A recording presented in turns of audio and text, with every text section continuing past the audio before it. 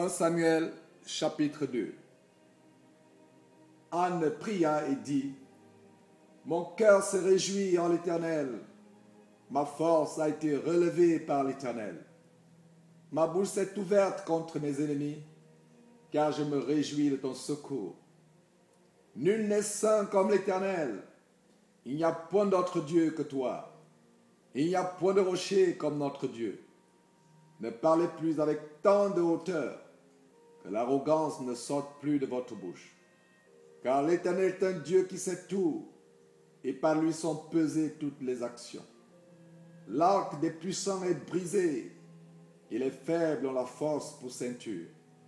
Ceux qui étaient rassasiés se louent pour du pain, et ceux qui étaient affamés se reposent.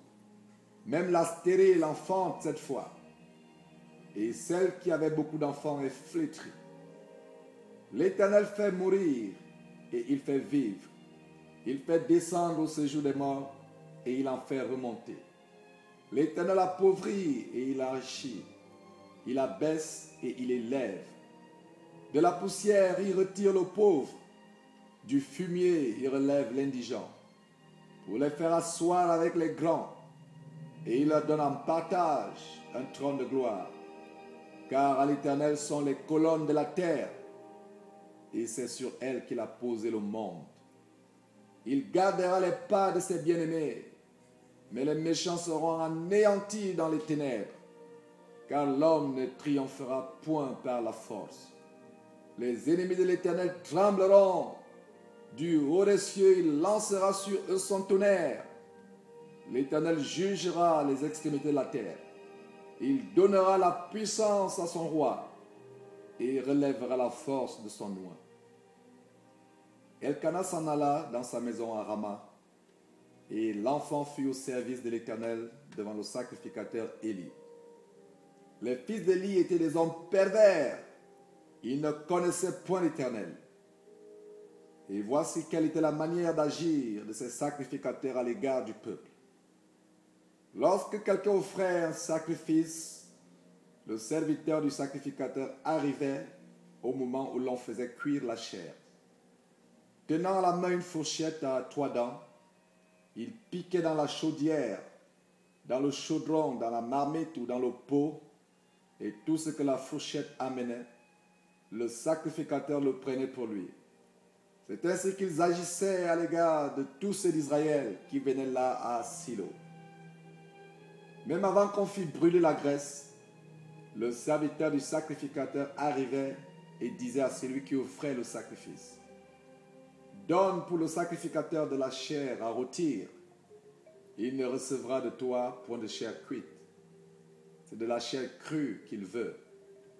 Et si l'homme lui disait: quand on aura brûlé la graisse, tu prendras ce qui te plaira, le serviteur répondait: non, tu donneras maintenant, sinon je prends de force. Ces jeunes gens se rendaient coupables devant l'Éternel d'un très grand péché, parce qu'ils méprisaient les offrandes de l'Éternel. Samuel faisait le service devant l'Éternel, et cet enfant était revêtu d'un éphod de lin. Sa mère lui faisait chaque année une petite robe, et la lui apportait en montant avec son mari pour offrir le sacrifice annuel. Élie bénit Elkana et sa femme en disant: que l'Éternel te fasse avoir des enfants de cette femme pour remplacer celle qu'elle a prêtée à l'Éternel. Et ils s'en retournèrent chez eux. Lorsque l'Éternel eut visité Anne, elle devint enceinte, et elle enfanta 3 fils et 2 filles.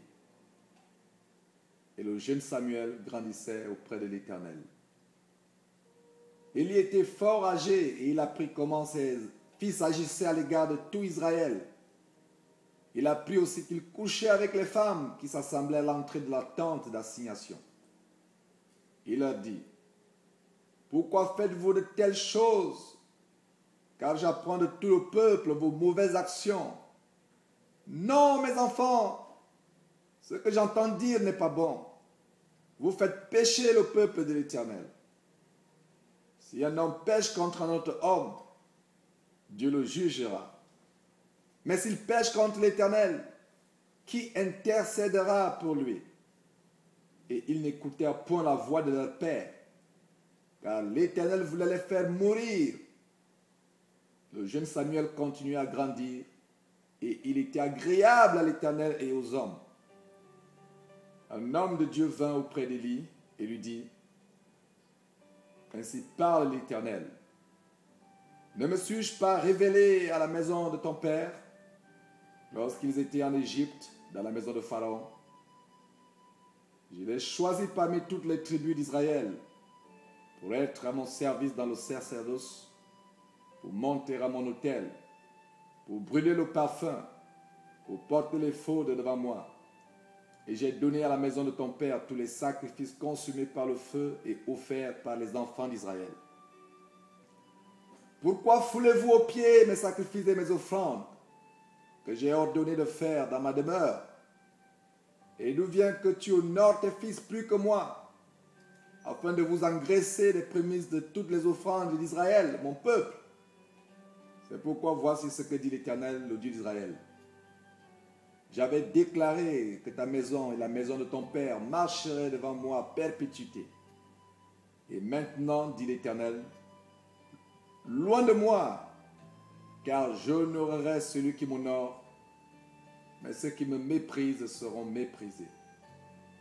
Voici le temps arrive où je retrancherai ton bras et le bras de la maison de ton père, en sorte qu'il n'y aura plus de vieillards dans ta maison. Tu verras un adversaire dans ma demeure, tandis qu'Israël sera comblé de biens par l'Éternel. Et il n'y aura plus jamais de vieillard dans ta maison.